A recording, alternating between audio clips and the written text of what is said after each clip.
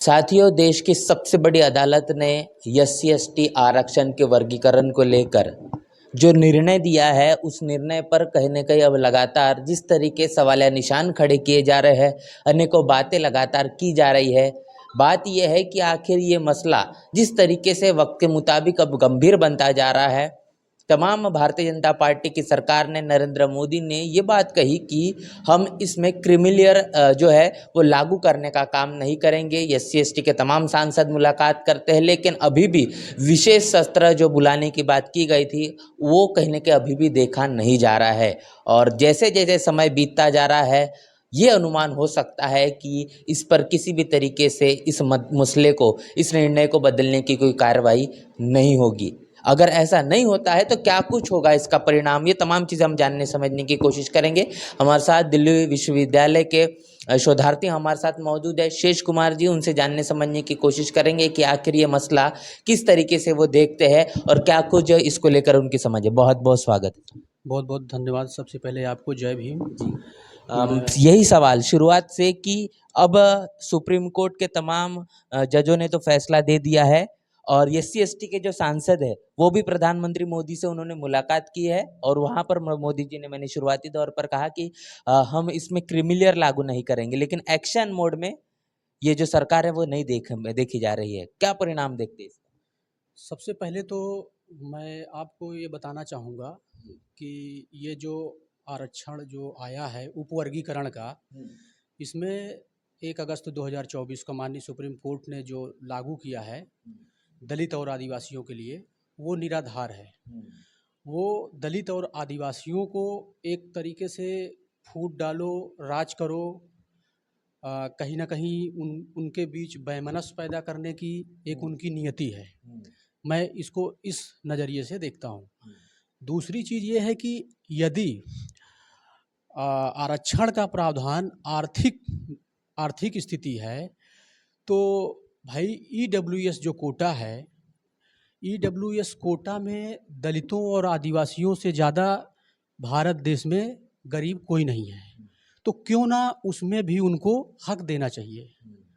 अगर उनको एससी/एसटी का जो भाई अगर मान लीजिए कि उनको खल रहा है, ये नहीं पच रहा है, तो ये जो षड्यंत्रकारी जो एक तरीके से ये कानून जो लाया जा रहा है, ये बिल्कुल माननीय सुप्रीम कोर्ट के द्वारा एक कहीं ना कहीं एक जाति की धारणा के तहत ये आरक्षण को भी ख़त्म करने की एक साजिश है। सुप्रीम कोर्ट तो ये भी कह रहा है कि पहली पीढ़ी जो है उसको तो रिजर्वेशन जो मिल चुका है, उसके जीवन में बड़ा बदलाव हो चुका है, तो अब रिजर्वेशन की उसे आवश्यकता नहीं है। ऐसा कुछ नहीं है। माननीय मैं सुप्रीम कोर्ट के जो अन्य न्यायाधीशों में गवई जी हैं उनका भी नाम लेना चाहूँगा। अगर आप इतिहास निकालेंगे, जो आरक्षण के ही दम पे वहाँ बैठे हैं सुप्रीम कोर्ट में। दूसरी चीज़, उनकी जो बेटी है असिस्टेंट प्रोफेसर है नागौर यूनिवर्सिटी में, वो भी आरक्षित सीट पर ही बैठी हैं।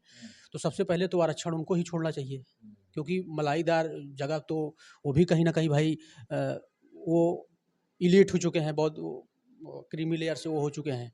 तो ये कहीं ना कहीं एक साजिश है दलित और आदिवासी को लड़ाने का, फूट डालने का। एक तरीके से ये पूरा उन लोगों ने मन बना चुका है कि अब आरक्षण को ख़त्म करना है। शेड्यूल कास्ट की तमाम कुछ जातियां हैं जिनको आज भी आरक्षण नहीं मिल पाया है, तो उनका ये सीधा सा इल्ज़ाम है कि जो शेड्यूल कास्ट की कुछ जातियां है जिसको इसका फ़ायदा मिल पाया है, वो इसलिए नहीं मिल पाया है कि शेड्यूल कास्ट की कुछ जातियों ने लंबे समय तक के उनके रिजर्वेशन को कहने के उनको आगे आने नहीं दिया है। आगे ये एक मैं इस बात से सहमत नहीं हूँ, ऐसा नहीं है।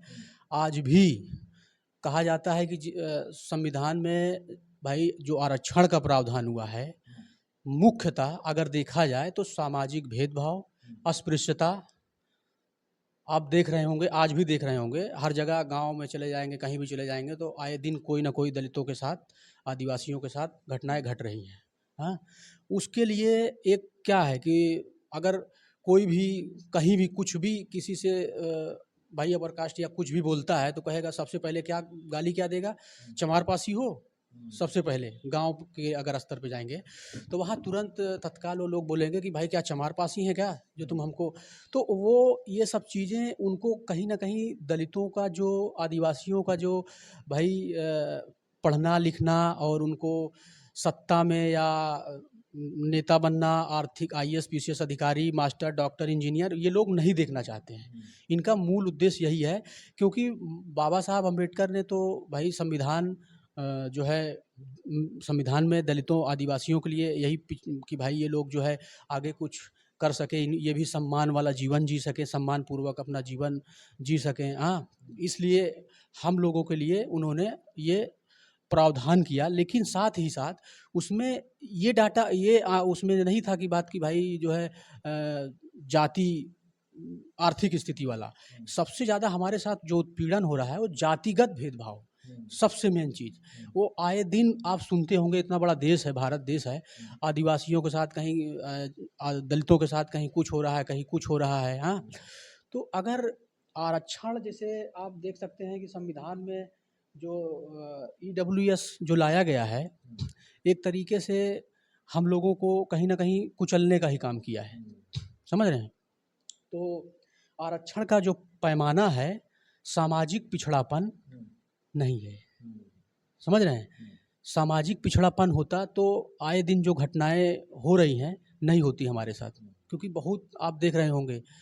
तो इसलिए मैं उन अपने जितने भी आरक्षित सीटों पे बैठे हुए दलित, आदिवासी संसद में, विधानसभा में जो बैठे हुए हैं, पूना पैक्ट की जितनी संतानें हैं, मैं उनसे भी आह्वान करता हूँ कि भाई आएँ और वो भी कुछ इस पे बोलें। क्यों वो उनके गुलाम बने बैठे हुए हैं? जो अभी अभी अभी अभी दलित और आदिवासियों को वोट लेने के लिए कुछ लोग संविधान बचाने की बात कर रहे थे। संविधान, संविधान, जय संविधान, जय संविधान। क्या हुआ संविधान का? कुछ हुआ? आप देख रहे हैं। अब वही लोग चुप्पी साधे बैठे हुए हैं, वही लोग एक शब्द नहीं बोल रहे हैं कि भाई क्या स्थिति होगी अगर ये सब ये कानून लागू हो जाएगा। तो लागू होने के बाद आने वाले समय में ये पूर्व नियोजित साजिश है भाई। जिस दिन अगर ये कानून लागू हो जाएगा, उस दिन धीरे धीरे क्या होगा, फिर कहेंगे कि भाई ऐसा है कि तुम क्रीमी लेयर में आ गए हो, ज़बरदस्ती तुमको उठा उठा क्रीमी लेयर में जो है बैठा दिया जाएगा ज़बरदस्ती। तो आपने SC ST के सांसदों की बात की। SC ST के सांसद तो मोदी जी से मिले हैं, उन्होंने कहा भी है कि अब क्रीमी लेयर हटाएंगे। क्रीमी लेयर हटाएं, वो कहाँ बोल रहे हैं? वो लोग तो इतने जितने भी सांसद विधायक बैठे हुए हैं सब चुप्पी साधे बैठे हुए हैं, कोई कुछ नहीं बोल रहा है इस पे कि भाई इतना बड़ा मुद्दा है देश का, जो है दलितों आदिवासियों को जो लड़ाने की जो साजिश रची जा रही है, अगर ये आ जाएगा एक समय में, ये कानून बन गया तो फिर क्या होगा? 2-4 साल के बाद ये एकदम जड़ से ही ख़त्म कर देंगे कि भाई तुम अब बराबरी में आ गए हो। जो कि बहन कुमारी मायावती जी, उन्होंने इसका जिक्र किया है, उन्होंने बोला है। उन्होंने ये कहा था कि भाई ये जैसे कि एक वोट बैंक, वो लोग क्या करेंगे, एक विशेष जो उसका वोटर होगा वो उसको एक तरीके से वो लोग जो है अपने तरफ मिलाएंगे। अगर उसको आप वोट दोगे तो आप वो आपको लाभ पहुंचाएगा। हाँ, एक तरीके से क्या है, गुलामी ही हुआ, उसके ही आप अधीन होते जा रहे हैं धीरे धीरे। तो ये सारी चीज़ें जो है अगर ज़मीनी स्तर पे देखा जाए, तो बहन जी ने ये भी कहा कि भाई अगर आज भी अगर दलितों की स्थिति देखी जाए तो 5% से भी मैं कम मानता हूँ कि अच्छा जीवन जी रहे हैं, 5% से भी। बाकी आप जो एसी में बैठ के जो बड़े बड़े कानून पास कर दे रहे हैं, बना दे रहे हैं एसी में बैठ के, ये अपने अपने आप को बौद्धिक एलीट वर्ग समझते हैं कि भाई हम बना दिए हैं कानून। कभी वो एक जो मैला ढोने वाला है, हाँ, जो नाली साफ सफाई करने वाला है, किसान है, मजदूर है, जो दिहाड़ी पे डेली किसी न किसी तरीके एक कभी कभी बेचारा वो एक टाइम की रोटी कैसे जोड़ता है। आज भी दलितों की बहुत बुरी से बुरी स्थिति है। कुछ जातियाँ जो आज भी इस तरीके का आपने जो काम गिनवाया है, ये काम करती है, तो उनमें से ऐसी कुछ जातियाँ शेड्यूल कास्ट की है जो इसका समर्थन कर रही है, वर्गीकरण का? है, मैं क्यों, क्या कारण होगा, क्यों कर रही हो? इसलिए कारण सब कुल मिला के ये मैं कहना चाहूँगा कि उनको व्यक्तिगत लाभ से मतलब है। यही काम अगर बाबा साहब अम्बेडकर वो तो समाज के लिए लड़ाई लड़ रही है। कौन ऐसा शेड्यूल कास्ट से जो कुछ जातियां है वो अपने पूरे के पूरी जाति के लिए लड़ाई लड़ रही है कि समर्थन में आए वर्गीकरण। मैं समझा नहीं। जिस तरीके से कुछ जातियां शेड्यूल कास्ट की है, शेड्यूल कास्ट की कुछ ऐसी जातियां है जो इस आरक्षण में जो वर्गीकरण है इसका समर्थन कर रही है ना? तो वो जो समर्थन कर रही है वो तो व्यक्तिगत तौर पर नहीं है, वो अपने पूरी की पूरी जाति के लिए समर्थन है उनका। पूरी पूरी जाति का समर्थन इसलिए कि उन लोगों को अभी पता नहीं है सच्चाई क्या है। उनकी जो एक कह सकते हैं कि मनुवादी जो मंशा है उसके पीछे उनका क्या छुपा हुआ एक मानसिकता है, उनको अभी भी हमारी जो समाज के लोग हैं, बौद्धिक लोग कितने हैं, ज़्यादा 1% भी नहीं है, साक्षर कर सकते हैं तो अभी। आप ये कह रहे हैं कि वो मनुवाद की गिरफ्त में है, इसीलिए इस बिल्कुल तरीके से। पूरी तरीके से गिरफ्त हैं। अगर वो कहेंगे कि ये का है तो काय बोलेंगे, खा बोलेंगे तो उनको बंद करके मारेंगे वो।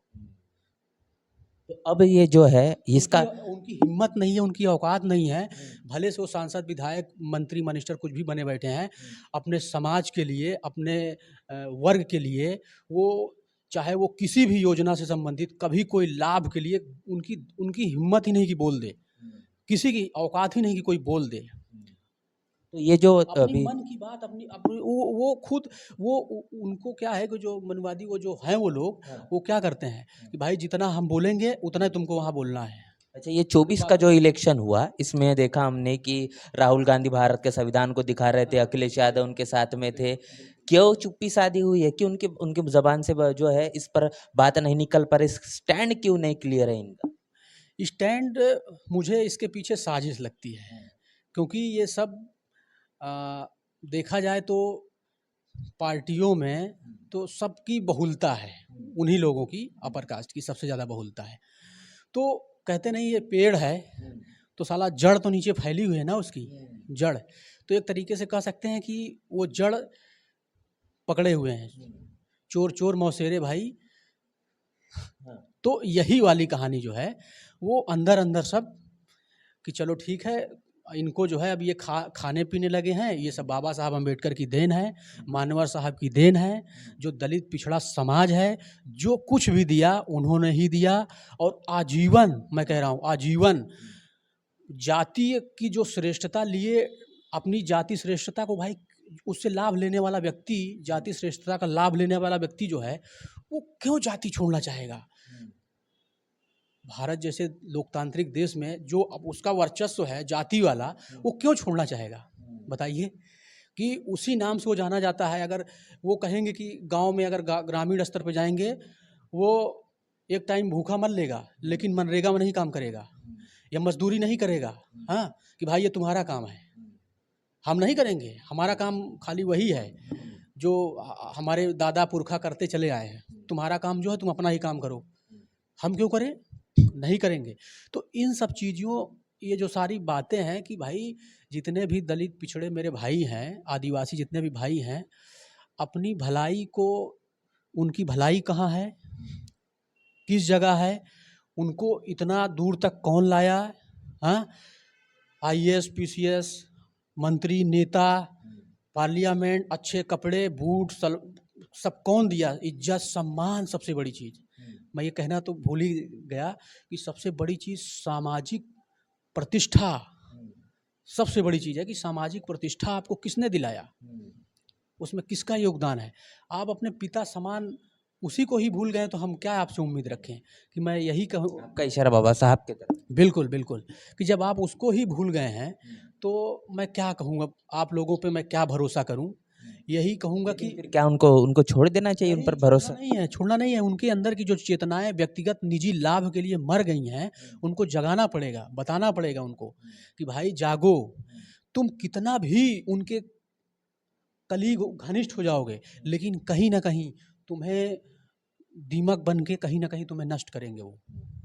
अब ये जो प्रतिक्रिया है राजनेताओं की तरफ से देखे तो बहन मायावती की साफ तौर पर है, इसकी वजह जानना चाहूंगा कि आखिर बहन मायावती इस मसले को लेकर क्यों मुखरता से कह रही है? लगातार प्रेस कॉन्फ्रेंस हो रही है और प्रेस नोट भी जारी की जा रही है। अब मैं बहन जी के बारे में बताऊं, सबसे पहले बहन जी को बहुत बहुत, मैं उनको बहुत मानता हूं, क्योंकि उत्तर प्रदेश में मैं ही नहीं, यहाँ तक कि ब्राह्मण समाज भी, कोई भी कभी उनके बारे में गलत नहीं बोलता है।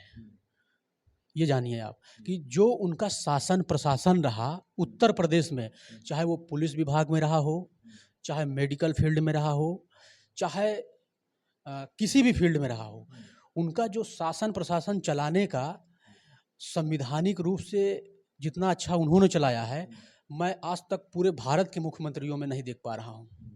मैं पूरे भारत की बात कर रहा हूँ। मैं जहाँ तक देखा हूँ बहन जी का शासन प्रशासन, मैं आपको उदाहरण दूंगा। कोई भी पहले जो हमारे गांव में स्वास्थ्य केंद्र तो जानते होंगे ना, और बड़े बड़े जो मेडिकल कॉलेज खुले हैं शहरों में, वहाँ की डॉक्टरों की हालत मैं बताऊं, और गुंडा बहराइच की भी आप देखे होंगे कंडीशन वहाँ भी। अब ये समझ लीजिए कि डॉक्टर लोग मनमाना, वो कभी भी टाइम से नहीं बैठना, और ना सही से तीमारदार जो होते थे, जो मरीज होते थे, उनको ना सुनना, जैसे उनके साथ अजीब सा व्यवहार करना, भाई जाओ। ये डॉक्टर मनमाना आ रहे हैं, मनमाना जा रहे हैं। उनके समय में मैं क्या देखा, 10 बजे आते थे, 4 बजे जाते थे। और पुलिस प्रशासन की व्यवस्था बताऊं आपको, अगर कोई भी थाने पे जाता था, ससम्मान उसको कुर्सी पे बैठाते थे, ससम्मान बैठाते थे कुर्सी पे। सबसे पहले उसकी फरियाद सुनी जाती थी। चौकी का जो दरोगा होता था, एसओ होता था, इंचार्ज होता था, उनको बाकायदा बैठाते थे। मैं जो देखा हूँ अपनी आंखों, अपने गांव के, जिस गांव से मैं आ रहा हूँ, मैं उसको देखा, सुना, समझा। मैं कहा यार बहन जी, कोटि कोटि आपको धन्यवाद कि आप जो है इतना अच्छा शासन व्यवस्था। मैं तो उनको, मेरे पिताजी भी, मैं सोचा कि भाई एक बार बहन जी, अब तो लगता है बनेंगी, हम लोग बनाएंगे उनको, प्रधानमंत्री बनाएंगे। मेरी बड़ी दिली ख्वाहिश थी कि एक बार कम से कम बने प्रधानमंत्री। क्या हो जाएगा ऐसा अगर बहन जी प्रधानमंत्री हो जाए? बिल्कुल जाएंगे, बिल्कुल, क्योंकि हमारे लोग, अगर बहन जी प्रधानमंत्री हो जाएंगी तो ऐसा क्या हो जाएगा? कम से कम सबसे बड़ी चीज़ तो ये है कि भाई अभी तक जो है, मान के चलिए कि उसमें जितने भी हमारे, ये हमारे साथ जो हो रहे हैं, योजनाओं से वंचित रखा जा रहा है, हाँ, और जो सम्मान है, बहुत सारी चीज़ें हैं, प्रतिष्ठा है, स्वाभिमान है, वो कम से कम बहुत ज़रूरी चीज़ है, जो समाज को एक आईने की तरह दिखाएगा कि भाई चलो कम से कम कोई तो वहाँ है। मानवर साहब भी कहते हैं कि हम तभी अपना जो है, हम अपनी बहन बेटी, अपनी ज़मीन, जो भी हमारे पास ज़मीन, तो वैसे दलितों के पास नहीं है ना, संसाधनों पे उनकी, जल जंगल ज़मीन कितना है, ना कोई फैक्ट्री है, ना कोई कंपनी है, सारे संसाधनों पे तो इन्हीं लोगों का वर्चस्व है, एक जाति विशेष व्यक्ति का। जान ही रहे हैं आप देश में, हम लोग क्या है, मजदूर हैं। अगर एक वक्त मजदूरी नहीं करेंगे, काम नहीं करेंगे, तो भूखा मर जाएंगे, परिवार भूखा मर जाएगा। हम लोग परजीवी तो है नहीं, मेहनत कश लोग हैं, अन्नदाता लोग हैं भाई, मेहनत करके खाने कमाने वाले हैं, मेहनत में विश्वास करने वाले लोग हैं। ये सारी चीजें परिवर्तन हो पाएगा? बहुत सारी परिवर्तन, जो समाज अब तक जितना जो इज्जत के हकदार नहीं हुआ, सामाजिक प्रतिष्ठा, राजनीतिक प्रतिष्ठा, आर्थिक जितनी भी चीज़ें हैं, वो मैं देख पा रहा हूँ कि वो कहीं ना कहीं और स्टैंड करेगा, और अच्छा होगा, मेरा जहाँ तक अनुभव है मेरा। बिल्कुल।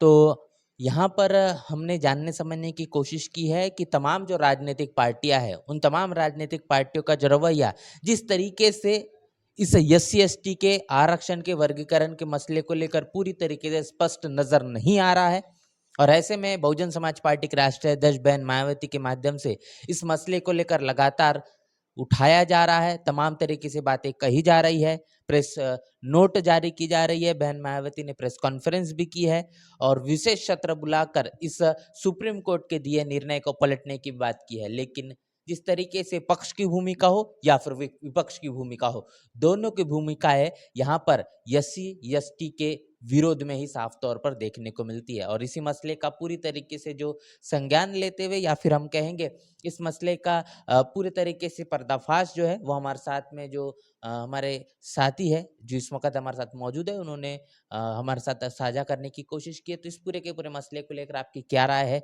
प्रतिक्रिया क्या है, आप भी कमेंट बॉक्स में लिखकर हमें जरूर साझा करें। मिलते हैं नए वीडियो में, तब तक के लिए जय भीम, जय भारत।